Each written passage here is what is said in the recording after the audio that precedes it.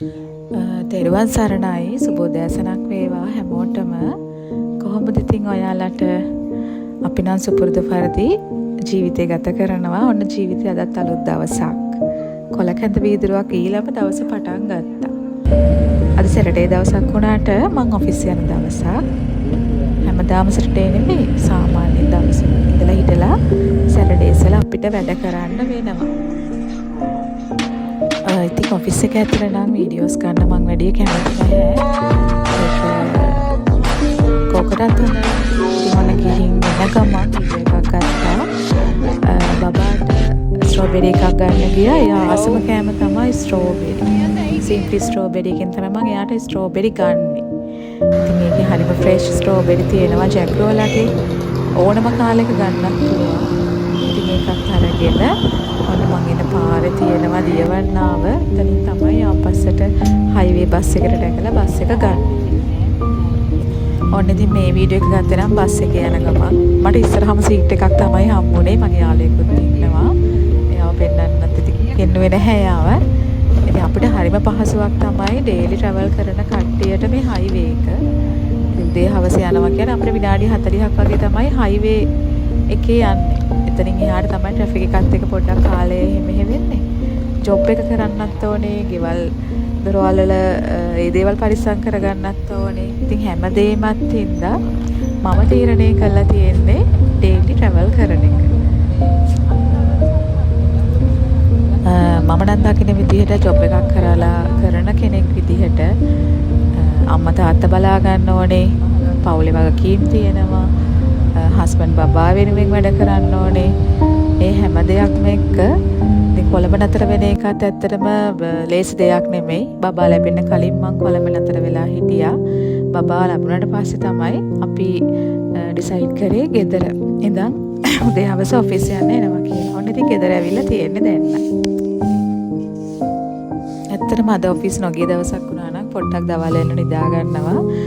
ඉතින් අද නම් චුට්ටක් කලින් නැගිටලා වෙනදට වඩා චුට්ටක් පරක් කරලා තමයි ඔෆිස් ගිහිල්ලා වෙනදටත් වඩා කලින් ගෙදර ආවා.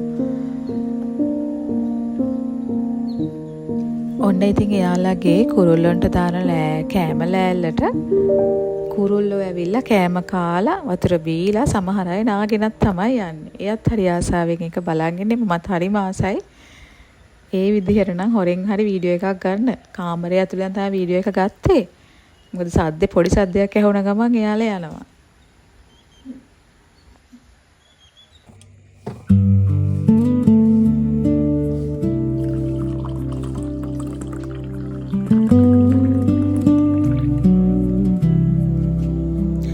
ඔන්න ඉතින් ඊට පස්සේ බබත් එක්ක ටවුන් ගියා.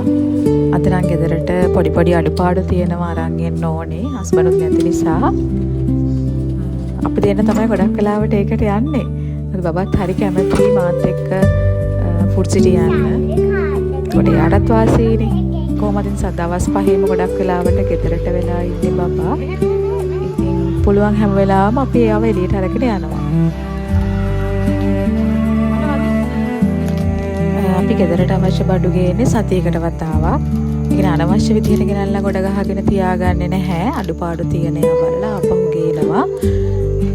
ලුණු එළවලු වගේ දේවල් නම් ඉතින් සතියකට වඩා තියාගන්න බැරි නිසා හැම සතියෙම ගේනවා.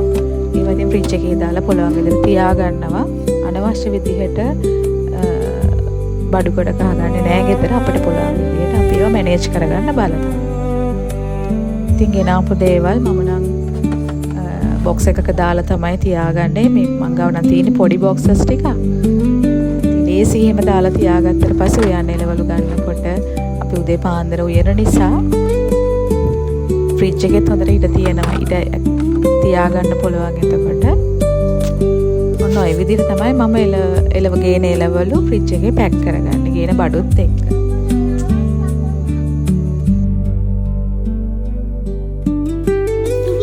ඉතින් හවස බබා එක්ක උදපාන තිබ්බා.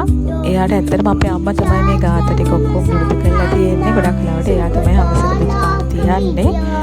ඔක්කොම ගාත ටික එයාට පුරුදු කරලා තියෙනවා. ඒ නිසා මම නම් හරි මාසයි ඒකට. මොකද පොඩි ළමෙක් වුණාම ඒ කාලේ ඉඳන්ම අවශ්‍ය දේවල් පුරුදු වෙන්නේ නැත්නම් අපිට ලොකු වුණාට පස්සේ ඒ දේවල් පුරුදු කරගන්න හරි අමාරුයි.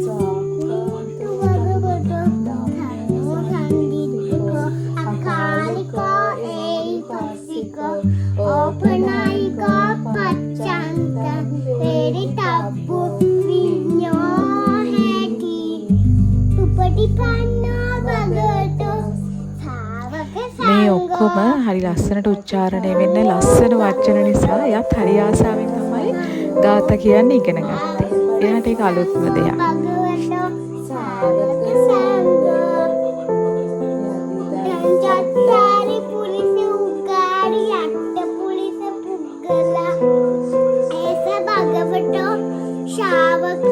ඊළඟට ඉතින් ගෙදර ඉන්න හැම දවසකම මොනවා හරි යාට හදලා දෙන්න මමත් හරි ආසයි.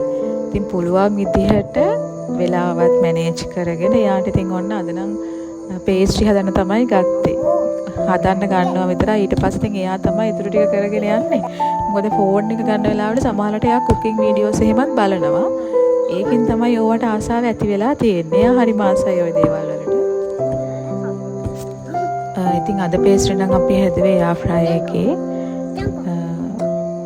ඉතින් ඔන්න තේ බොන්න තමයි මේ දේවල් හදාගත්තේ අපි. සමහර වෙලාවට ඉතින් හිතන විදියට මෙන්නෙත් නෑ. හැබැයි රසට ආවා. ඩාම් වෙනවා, ඩූම් වෙනවා.